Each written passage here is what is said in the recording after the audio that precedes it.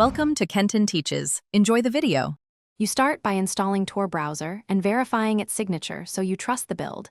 This prevents tampered copies. Once done, set the security slider to Safer or Safest to block risky scripts and disable browser plugins.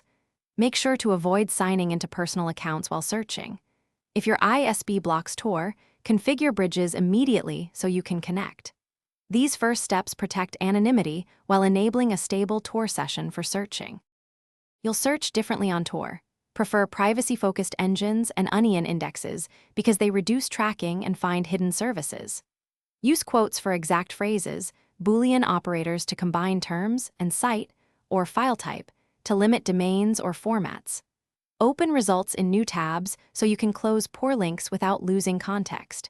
Make sure not to paste passwords or personal identifiers into search boxes. These refinements make results more relevant while preserving your privacy and minimizing exposure. To finish, verify any important information across multiple independent sources before trusting it, and bookmark onion addresses only within Tor for later use.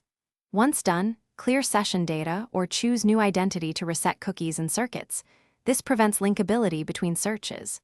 If a site seems odd, open a fresh circuit and recheck. Troubleshooting. If pages load slowly or fail, switch to different bridges or request a new Tor circuit, because connectivity or exit issues are the most common problems. Thanks for watching. Please subscribe if this video was helpful.